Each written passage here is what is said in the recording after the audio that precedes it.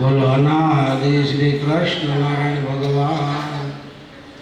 ભક્તો, આજે આપણે 10:30 વાગ્યા લગીનો કથાનો સમય વક્તાશ્રીને આપ્યો હતો. એ પ્રમાણે કથાનો એને વિરામ આપ્યો છે.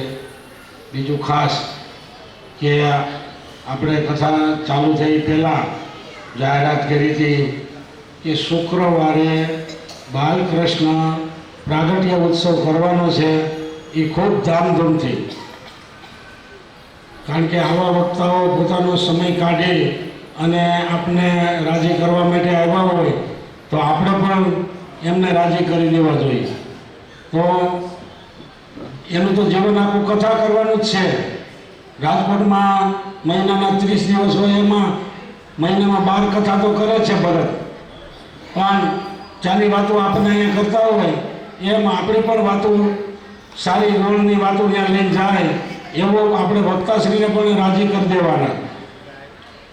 બેનો બધા માટે ચાની વ્યવસ્થા છે, એટલે શાંતિથી આંબો. ચા કોઈને થઈ રહેલી મળશે નહીં, બનશે નહીં. આપણે છોકરાને કહીએ કે મજા જ કરવાની છે, મજા જ કરવાની છે, ભજન કરવાનું. એટલે તમે અવાજ ઓછો કરો, મારો હાથ બેસી ગયો છે એટલે મારે ખબર કરવું પડે ખોટું.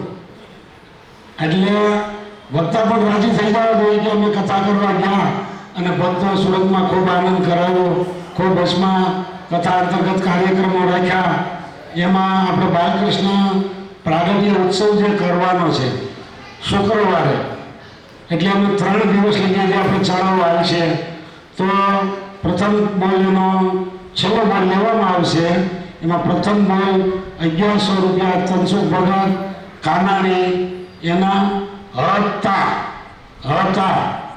પણ એમાં વિશેષ વધારો કરી અને 5100 રૂપિયા હિતેશ ભગત સખવાડા તરફથી બાલકૃષ્ણ પ્રાગટ્ય ઉત્સવમાં આવે છે. તો હજી ચા પાણી આપણે પીએ ત્યાં લીધીમાં કોઈ ભક્તોને કેવું હોય તો પોતાનું નામ આપે તો એની પણ આપણે જાહેરાત કરતા જઈએ. અને શુક્રવારે આપણે એનો છેલ્લો બોલ અને ચડાવવાની પૂર્ણાવતી કરશું, જ્યાં સુધી ચાલશે. એટલે કદાચ ઘેરે પણ આમાં તો ભાઈ એવું કાંઈ ન હોય, આમાં ઘણી વાર હલવાતા હોય. હું તમને જેવું છે એવું કહું, અહીંયા હાથને હાથ કેવું એવું નથી ભાઈ સંદીપ. ઘેરે જઈને આપણે મેડમને પૂછાય કે તું કહે તો હું કરું એમ. આ બહુ નગ્ન સત્ય છે ભાઈ.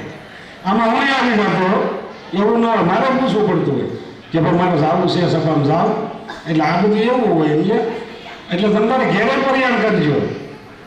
2 ભક્તો 3 ભક્તો ક્યાં આખું મહિલા મંડળ એ પણ બોલી શકે છે, બધા બહેનો ભેગા થઈ. એટલે જે આપણે 3 દિવસનો ટાઈમ છે, એટલે વક્તાએથી રાજી થઈ જવા જોઈએ કે ભાઈ હું કથા કરવા ગયો ત્યાં કથા અંતર્ગત બાલકૃષ્ણ પ્રાગટ્ય ઉત્સવ હતો. એ સુરતવાળાએ ખૂબ ધામધૂમથી ઉજવ્યો. અને તે દિવસે આપણે કથાનો સમય 10 વાગ્યાનો રાખશું. 9:45 વાગે કથા ચાલુ કરાવી દઈશું, 10 વાગે કથાને વિરામ આપશું અને 1 કલાક પછી ખૂબ આનંદ કરાવશું. બાલકૃષ્ણ પ્રાગટ્ય ઉત્સવ કરશું, વાલો વધાવશું. જે ભક્તોને મોજ આવે તેથી કરવાની છે 1 કલાક સુધી. પણ સમય મર્યાદા આપણો 11 વાગ્યા લગીનો રહે. એટલે ખાસ બધા નોંધ લે. અને જે આપણે જાહેરાત કરી હતી ભાઈ 1 દિવસની સેવા રસોઈના 5100 રૂપિયા રાખેલા છે, પ્રસાદીના 2100 રૂપિયા રાખેલા છે, ફૂલહારના 1100 રૂપિયા રાખેલા છે. એમાં 8 દિવસના અશ્વિનભાઈએ સેવા કરી દીધી પીઠૈયાએ. પણ છતાં બીજી બધી ઘણી સેવાઓ છે. જે ભક્તોને જેમાં રુચિ હોય એ લાભ બધા લઈ શકે છે. અને ફરજિયાત સેવા ધનથી થાય કે ન થાય એ બહુ મહત્વનું નથી, પણ કથામાં આવું બધાનું મહત્વ છે. અને સાંજનો પ્રસાદ બધાને મંડળ આખાને ફરજિયાત લેવા આવવાનો. એટલે કાયમ જે ભક્તો આવો છો એ આવજો, બીજા સાથે પણ લાવજો. અહીંયા આપણે રસોઈનું કાયમ માટે કહી દીધેલું જ છે, એટલે એ કોઈ કાંઈ સંકોચ રાખતા નહીં. અને 5100 રૂપિયા હિતેશભાઈ સખવાળાના હતા.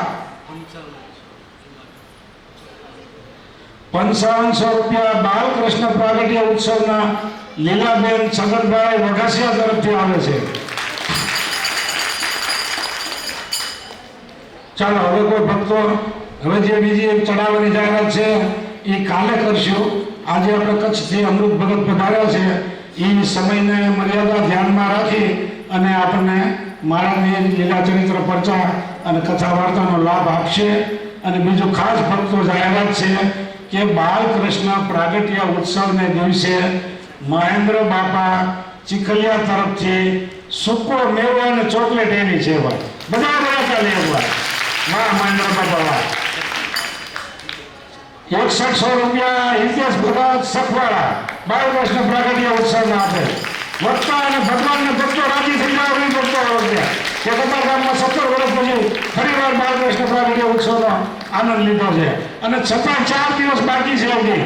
કોઈને કથા અંતર્ગત નાસ્તો કરાવવો હોય, ઠંડુ પાવવું હોય, આઈસ્ક્રીમ ખવડાવવું હોય તોય છૂટશે તમતારે.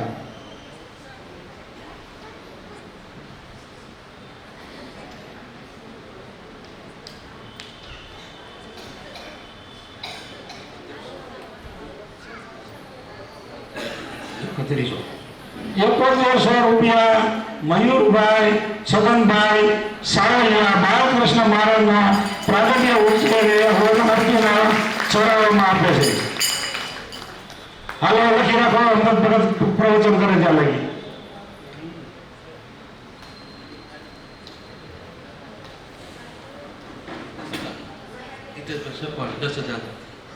₹10,000 હિતેશભાઈ સખવાળા ઉજળા.